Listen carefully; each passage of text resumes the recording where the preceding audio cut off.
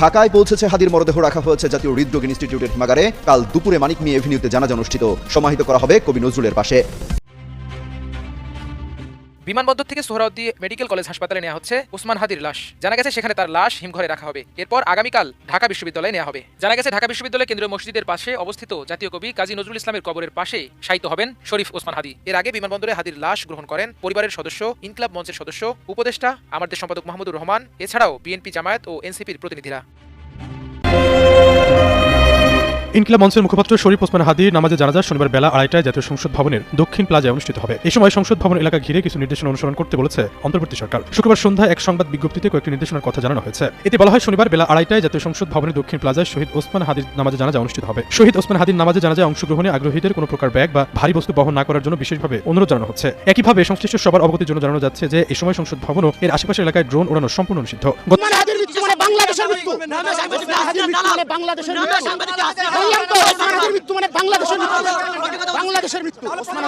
আসসালামু আলাইকুম প্রিয় দর্শক, নতুন একটা নিউজে স্বাগতম। প্রিয় দর্শক, ভিডিওর শুরুতেই অনেকগুলো ভিডিওর অংশ বিশেষ আপনারা ইতিমধ্যে দেখেছেন। দেখেই বুঝতে পারছেন আজকের ভিডিওটি কতটুকু গুরুত্বপূর্ণ এবং আকর্ষণীয় হতে চলেছে। চলুন কথা না বাড়িয়ে একটা লাইক দিয়ে সম্পূর্ণ ভিডিও দেখে আসি। তার আগে বলবো, যারা এখনও চ্যানেলটি সাবস্ক্রাইব করেননি তারা সাবস্ক্রাইব করে দিবেন, আর যারা সাবস্ক্রাইব করেছেন তাদেরকে অসংখ্য ধন্যবাদ। সংগ্রামে আমাদের সহযোদ্ধা বীর শরীফ ওসমান হাদি আমাদের এই পৃথিবীর মায়া ছেড়ে চলে গেছে। সৃষ্টিকর্তা তার শহীদ মৃত্যু কবুল করে তাকে জান্নাতের উচ্চ মাকাম দান করুন। হাদির শহীদ হওয়ার খবরের পরে সারা বাংলাদেশ শোকে বিহ্বল এবং ক্রোধে বিক্ষুব্ধ হয়ে উঠছে। চারিদিকে নানা ঘটনা ঘটছে। প্রথম আলো ডেইলি স্টারে আগুন দিয়ে ভস্মীভূত করে দেওয়া হয়েছে। ছায়ানটে আক্রমণ করা হয়েছে। 32 নম্বর যেটুকু অবশিষ্ট ছিল সেটুকু মোটামুটি জয় বাংলা করে দেওয়া হয়েছে। বাঙ্গু সুশীল প্রগতিশীলরা একসাথে ঝাঁপে পড়েছে আমার উপরে, আমি নাকি এসব করাইতেছি। একবার এরা কয় পিনাকির ডাকে কেউ আসে না, আবার এরাই কয় আমি মক করেছি। কি বিচিত্র এই বাঙ্গু সুশীলেরা! অথচ আপনারা জানেন গতকাল পরিস্থিতি শান্ত করার জন্য আমি কি না করেছি। এমনকি ডেইলি স্টারের সাংবাদিকদের যারা উদ্ধার করছে তাদের সাথে সার্বক্ষণিকভাবে যুক্ত থেকে কাজটা সুচারুরূপে যেন সম্পন্ন হয় সেটা আমি দেখছি। প্রিয় দেশবাসী, ডেইলি স্টার অফিসে ভেতরে অনেক সাংবাদিক আটকা পড়েছে। আপনারা মেহেরবানি করে সেনাবাহিনীকে আটকে পড়া সাংবাদিকদেরকে উদ্ধার করতে দিন। আপনাদের অনুরোধ করছি, মেহেরবানি করে দয়া করে আটকে পড়া সাংবাদিকদেরকে সেনাবাহিনীকে উদ্ধার করতে দিন। হাদির পবিত্র স্মৃতিকে কলঙ্কিত আমরা না করি। সবাইকে আমি শান্ত থাকার আহ্বান জানাচ্ছি। সেনাবাহিনীর যে দল এখানে তাদের উদ্ধার করতে গেছিল তারাই বার্তা ভাষায় জানাইছে তারা উদ্ধার করতে পারতেছে না, আমি যেন সাহায্য করি। যাই হোক, তবে যদি কেউ বলে যে প্রথম আলো ডেইলি স্টারের আর ছায়ানটের বিরুদ্ধে অবিরাম ফাইট দিয়ে গেছি, আমি তাদের জয় বাংলা করার ইচ্ছা পোষণ করেছি, এটা সত্য। এর জন্য যদি আমরা দায় দিতে চাই দিতে পারে, ফেয়ার এনাফ, আমিও দায় দিতে রাজি আছি। তবে সাথে উদিসি আর সিবিবি জয় বাংলা করতে চাইছি, এবার হয় নাই, হবে ইনশাল্লাহ। আমি প্রত্যেকটা ইনস্টিটিউটকে অসংখ্যবার তারা কি কি আকাম করতেছে সেটা দেখাই দিচ্ছি। বলছি সংশোধিত হইতে হয় না। আমি প্রথম আলোর সামনে জিয়াফত করেছি, দাবি ছিল প্রথম আলোর ডেইলি স্টারের সম্পাদকীয় নীতি পরিবর্তন করতে হবে, করে নাই। তাদের শয়তানি চালায় গেছে। কয়েকদিন আগে ডিসেন্ট দেখাইলো কিভাবে জামাত, বিএনপি, হেফাজত আর আওয়ামী লীগের কর্মসূচিতে সহিংসতার ভাষা প্রথম আলোতে আলাদা আলাদা, পুরা ভাষা আলাদা, এক একটা সংগঠনের জন্য এক এক রকম ভাষা। আওয়ামী লীগের জন্য সবচেয়ে সফট, কোনো পরিবর্তন নাই। জিয়াবতে আমাদের পিটায় তাড়ানো হইলো, সে কি উল্লাস ডেইলি স্টার আর প্রথম আলোর সাংবাদিকদের। তো এটা হলে মানুষদের মনে থাকে, মনে না থাকলেও আমরা মনে করাই দেবো। এখন তো ছায়ানটে কেন হামলা? ছায়ানট কি গান শিখায়? না, গান না। তারাই বলে মুক্তিযুদ্ধের চেতনা বিনির্মাণ ছায়ানটের লক্ষ্য। এটা তো আমি বয়ান তৈরি সফট পাওয়ার, এটা তো জনগণ চিনে।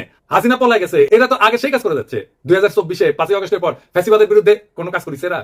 করা লাগলো নি, করে নাই। 2025-এ পয়লা বৈশাখে তারা বলে বাঙালি জাগবেই, সবাই মিলে সুন্দর দিন কাটানোর সময় ফিরবেই, মানে এখন নাই, সার্থক হবেই মানুষ, দেশ, এই পৃথিবীকে ভালোবেসে চলবার মন্ত্র, মানে সময়টা চলে গেছে, আবার আপাসট করে ফিরে আসবে। এখন সবাই মিলে সুন্দর করে দিন কাটাতেছি না, এই কান্নাকাটি ওদের থাকবে। এই গান তো করতে আসে নাই, রাজনীতি করতে আসছে। মাই খাবে না? আমাদের হাজার একটা কালচারাল ফ্রন্ট করেছিল ইনকিলাব মঞ্চ, ওরা তো মাইরাই ফেললো আওয়ামী লীগের লোক। তার পাল্টা তো আপনাদের একটা ভাঙচুর হইতেই পারে, মাইনে নেন।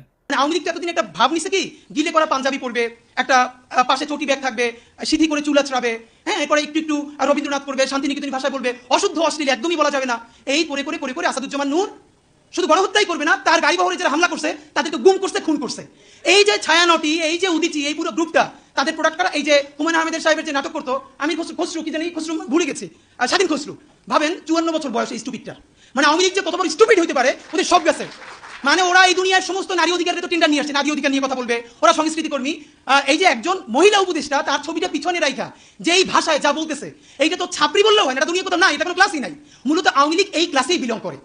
তো আওয়ামী লীগ যে এই ক্লাসে বিলং করে, এইটা যাতে ধরা না পড়ে, এই জন্য তারা এইরকম গিলে করা পাঞ্জাবি, অনেক বুদ্ধিজীবী তাত্ত্বিক, এই যে তাদেরকে দিয়ে প্রচুর ভেগ কথাবার্তা বলাইতো। আপনি অর্ধেক বুঝবেন না, আরো আদারি ভাষা চর্যাপদের মতো, মানে বিরাট একটা তাত্ত্বিক ব্যাপার। এই বলে তারা বাঙালি জাতীয়তাবাদের নামে বাংলাদেশকে টুঙ্গিপাড়ার কলোনি বানাইছিল। আমাদেরকে এখন যেটা করতে হবে, সেই কলকাতা এবং টুঙ্গিপাড়ার কলোনিয়ালিজম ভেঙে ঢাকার বাংলাদেশ গড়ে তুলতে হবে। আর বাংলা মানে আর এখন আর কলকাতা না, বাংলা মানেই বাংলাদেশ। এই স্বাধীন পরিচয়ের জন্য আমাদের দীর্ঘ প্রস্তুতি নিতে হবে, মনস্তাত্ত্বিক লড়াই, সাংস্কৃতিক লড়াইয়ের জন্য। আমি আশা করছি যে আপনারা সবাই যে যার পরিসরে জুলাই শুধু বাঁচিয়ে রাখলে হবে না, জুলাইকে মাথা উঁচু করে বাঁচিয়ে রাখতে হবে। তাহলেই বাংলাদেশের স্বাধীনতা, সার্বভৌমত্ব বাঁচবে, বাংলাদেশ বাঁচবে। হাদির আসলে মারছে কে? হাদির হত্যাকাণ্ডের পিছনে ডিজিএফআই আছে, এটা আমার শক্ত অনুমান। প্রত্যেকটা জায়গায় ডিজিএফআই এর সিগনেচার বর্তমান। কেন কইছি? কারণ ওয়াকারের পথ বালক আর ডিজিএফআই হাদির ঘটনা নিয়ে একদম প্রথম থেকে উদ্দেশ্যমূলকভাবে মিথ্যাচার করতেছে। কিভাবে? একদম দেখাই দিচ্ছে চোখে আঙুল দিয়া। ঘটনা ঘটে শুক্রবার 12 ডিসেম্বর দুপুরের দিকে। ঘটনা ঘটার সাথে সাথে এই ওয়াকারের পথ বালক আসল অপরাধীকে আড়াল করার জন্য কইল কি ভারত থেকে আসছে নাকি 80 জন শুটার বানোয়াট গল্প প্রচার করলো। কিন্তু ডিসেন্টের অনুসন্ধানে আসল অপরাধী বের হয়ে আসলো, আদাবরের লীগের সন্ত্রাসী যে জেলে ছিল, তারা জামিন করাইছে বিএনপি নেতা। তারপরে কি হলো? ঘটনার ঠিক পরের দিন সে অপরাধীর অবস্থান সম্পর্কে ভুয়া ডাহা মিথ্যা তথ্য ছড়ায় যে অপরাধীরা 12 ডিসেম্বর শুক্রবার সন্ধ্যায় ভারতের গুয়াহাটি পৌঁছে গেছে। অথচ আবার সে নাকি এটা আবার হোয়াটসঅ্যাপে ইন্টারসেপ্ট করে পেয়েছে। চিন্তা করেন, অথচ অপরাধ ঘটে দুপুরের দিকে ঢাকা থেকে রওনা দিয়ে সন্ধ্যায় আসামের গুয়াহাটি পৌঁছানো সড়ক পথে অসম্ভব একটা ঘটনা। এছাড়া ঘাতক ফয়সালের বাবা মা আদালতে তাদের স্বীকারোক্তিতে বলছে ঘাতক সেই শুক্রবার রাতে ঢাকার আগারগাঁওয়ে তার বোনের বাসায় ছিল। অর্থাৎ ঘাতকেরা যখন ঢাকায় তাদের বোনের বাসায়, সেই সময় ওয়াকারের পথ বালক গুজব রটাইতেছে যে তারা ভারতে চলে গেছে। চিন্তা করেন, তাদের সন্ধান করে লাভ নাই। মানে বুঝিছেন? যুগান্তরে তার বাবা মা প্রকাশিত বক্তব্য অনুযায়ী সেই রাতে ঘাতকের বোনের বাসায় তারা দেখা করে ফয়সালের সাথে। সেখানে আসামি শুটার ফয়সাল তার অবস্থান নিরাপদ মনে না হয় আগারগাঁও থেকে মিরপুরে যায়। পরে শাহজাহানপুরে আসামি মোহাম্মদ হুমায়ুন কবিরের ভাতিজা আরিফের বাসায় যায়। শুটার ফয়সালের ব্যাগ নিয়ে তার বাবা হুমায়ুন কবির একটা সিএনজি ভাড়া করে দেয় এবং সঙ্গে কিছু টাকাও দেয়। পরবর্তীতে আসামিরা তার ছোট ছেলে হাসান মাহমুদ বাবলু ওরফে রাজের কেরানীগঞ্জের বাসায় আসে এবং তারা জুরাইন থেকে 2টা মোবাইল সিম কিনে ব্যবহার করে। বাবা আমার বক্তব্য যেটা পত্রিকায় প্রকাশ হয়েছে, আমি বাইরে করছি না, সেটা অনুযায়ী ঘাতক যে এখন ভারতে আছে এমন কোনো তথ্য নাই। ওয়াকারের পথ বালক প্রথম থেকে অপরাধীদের খোঁজাকে ভুল পথে নিয়ে যাওয়ার চেষ্টা করেছে না, এবং নিরুৎসাহিত করছে না যে চলেই গেছে, তো এখন আর খুঁজে লাভ কি? ওয়াকারের পথ বালক অপরাধীদের একটা ভুয়া সেলফি শেয়ার করে বলে গোয়েন্দারা নাকি তার ফোন ইন্টারসেপ্ট করে পাইছে। এরকম আজগুবি দাবিকে কম্পিউটার ইঞ্জিনিয়ার হাস্যকর বলে ব্যাখ্যা করছে এবং কেন এটা মিথ্যা দাবি এবং অসম্ভব ঘটনা সেটাও ব্যাখ্যা করছে। তবে সফটওয়্যার ইঞ্জিনিয়ার তানভীর আহমেদ আরজেল সাইরের দাবি মিথ্যা উল্লেখ করে তাকে চ্যালেঞ্জ করেছেন। আইটি এক্সপার্ট তানভীর আহমেদ গণমাধ্যমকে জানান, একজন সফটওয়্যার ইঞ্জিনিয়ার হিসেবে বলছি, জুলকারনাইন সায়ের 100% ভুয়া তথ্য দিয়েছে। সে দাবি করছে অপরাধীরা অন্যের মোবাইলে সেলফি পাঠাইছে আর সেটা গোয়েন্দা সংস্থা ইন্টারসেপ্ট করে এই ছবি পাইছে। 2026 এসেও এই কথা বিশ্বাস করার মতো নয়। পথ বালককে বলছিল আইসে ডিবেট করতে, করে নাই। এই 3টা ঘটনা থেকে এটাই প্রমাণিত হয় যে ওয়াকারের পথ বালক আর ডিজিএফআই প্রথম থেকে হাদির ঘটনা নিয়ে আসল অপরাধীকে আড়াল এবং রক্ষা করার জন্য একের পর এক মিস ইনফরমেশন আর স্মোক স্ক্রিন ছড়াই গেছে। এই ইন্ডিয়ার দালাল পথ বালক বাংলাদেশের জনগণের 1 নাম্বার শত্রু, বাংলাদেশের স্বাধীনতা সার্বভৌমত্বের শত্রু। তবে একটা কথা সবাইকে একটু বলি, একটু শোনেন। শহীদ ওসমান হাদির মরদেহ এখনো দেশে এসে পৌঁছায়নি। স্বাভাবিকভাবে আমাদের প্রত্যেকের হৃদয় ভারাক্রান্ত, আবেগে বিক্ষুব্ধ। এই মুহূর্তে আমাদের সবচেয়ে আগে যেটা দরকার তা হলো সর্বোচ্চ সংযম এবং দায়িত্বশীল আচরণ নিশ্চিত করা, যেন একজন জুলাই যোদ্ধার বিরচিত আত্মত্যাগের প্রতি যথাযথ সম্মান জানায় তার জানাজা এবং দাফন শান্তিপূর্ণ এবং মর্যাদার সাথে সম্পন্ন করা যায়। এমন সংবেদনশীল সময় পরিস্থিতিকে আরো নাজুক করে তুললে এটা হবে একেবারে বেপরোয়া এবং আত্মঘাতী, যার পরিণতি হবে গভীরভাবে ক্ষতিকর। তাৎক্ষণিক ফলাফল অনুমান করা কঠিন না, কিন্তু তা হবে ধ্বংসাত্মক। দীর্ঘদিনের ক্ষোভ থেকে ফ্যাসিস্ট বয়ান উৎপাদনকারী দেশের 2টা পত্রিকা জনতার হামলা ভাঙচুর অগ্নিসংযোগ হয়েছে এবং আগুনে কিন্তু একটা পত্রিকার সাংবাদিকদের জীবন বিপন্ন হয়ে উঠছিল। পরিস্থিতির যেন আর অবনতি না হয়, মেহেরবানি করে সতর্ক থাকবেন। আমাদের তো সব কাজের দোষ। বিদেশি গণমাধ্যম চাইবে, ইন্ডিয়া চাইবে হাদির শহীদ মৃত্যুকে শিরোনাম না বানায় অগ্নিসংযোগ ভাঙচুরের দৃশ্যকে শিরোনাম বানাইতে। এটা করলে আড়ালে পড়ে যাবে আসল এবং জরুরি সত্য, হাদির শাহাদাত, তার আদর্শ এবং যে শক্তির বিরুদ্ধে লড়াই করতে যায় তাকে প্রাণ দিতে হয়েছে। আরো দুঃখজনক হইল, গুলিবিদ্ধ হওয়ার পর সারা দেশে হাদিকে ঘিরে যে বিপুল ভালোবাসা, দীপ্ত আবেগ এবং নৈতিক সংহতির জোয়ার সৃষ্টি হয়েছে তা মারাত্মকভাবে ক্ষতিগ্রস্ত হবে। আমরা কোনোভাবেই হাদির আত্মত্যাগকে এইভাবে নষ্ট হতে দিতে পারি না। আমাদের শত্রুরা চায় বাংলাদেশের মানুষ যেন ঐক্যবদ্ধভাবে আধিপত্য এবং দমন নীতির বিরুদ্ধে দাঁড়াইতে না পারে, ইনসাফের পক্ষে দাঁড়াইতে না পারে, স্বাধীন সার্বভৌম বাংলাদেশের পক্ষে দাঁড়াইতে না পারে। জুলাই যেন কলঙ্কিত হয়, মানুষ যেন ক্লান্ত এবং বিভ্রান্ত হয়ে আবার তাদেরকেই স্বাগত জানাইতে শুরু করে যারা পতিত শক্তির পুনর্বাসনে সহায়তা করবে এবং পুরনো মরলের কবজায় দেশকে আটকায় রাখবে। এই সংকটময় মুহূর্তে আমাদের প্রয়োজন শৃঙ্খলা, ধৈর্য এবং রাজনৈতিক স্পষ্টতা। খুব সহজে উস্কানি দিয়া সংঘাত সৃষ্টি করা যায়। আফগান পাকিস্তান সীমান্তেই দেখেন না, অনেক ক্ষেত্রে না বুঝে তরুণরা সে আগুনে ঝাঁপায় পড়ে, প্রাণ হারায়। আমাদের বুঝতে অসুবিধা হওয়ার কথা না কারা এই সুযোগ নিতে চায়, কারা বাংলাদেশের স্বাধীনতা সার্বভৌমত্বকে পুনরায় বিপন্ন করতে চায়। অতএব উত্তেজিত এবং ক্ষুব্ধ জনতাকে থামাইতে হবে, দৃঢ়ভাবে, শান্তভাবে, ধৈর্যের সাথে এবং অবিলম্বে। হাদির লড়াইকে রক্ষা করার জন্য, নতুন বাংলাদেশকে রক্ষা করার জন্য, বিপ্লবকে রক্ষা করার জন্য এবং যে ইনসাফ, মর্যাদা এবং আদর্শে অবিচল থাকার কারণে হাদিকে জীবন দিতে হয়েছে, সে সুমহান লক্ষ্যের স্বার্থে আমাদের এই দায়িত্ব পালন করতেই হবে। আমরা সেটা করবো ইনশাআল্লাহ। ইনকিলাব জিন্দাবাদ, শহীদ হাদি অমর হোক। আল্লাহ যতদিন বাঁচায় রাখবে, স্বাধীনতা, সার্বভৌমত্ব, ইনসাফ এবং সততার জন্য লড়াই করব। এই লড়াই আমাদের জিহাদ ইনশাআল্লাহ। আর যদি আমি মরে যাই, আমি শহীদ হয়ে যাই, আমার ডান পাশের ভাই বোনেরা এই লড়াই যতদিন বেঁচে থাকবে ততদিন চালাই নেবে ইনশাআল্লাহ। দর্শক, শরীফ ওসমান হাদী আমাদের মাঝে নেই। গত রাতেই তিনি মৃত্যুর কোলে ঢলে পড়েছেন সিঙ্গাপুরের জেনারেল হাসপাতালে। তার মরদেহ আজকে ঢাকায় পৌঁছেছে, এই খবর আমরা সবাই জানি।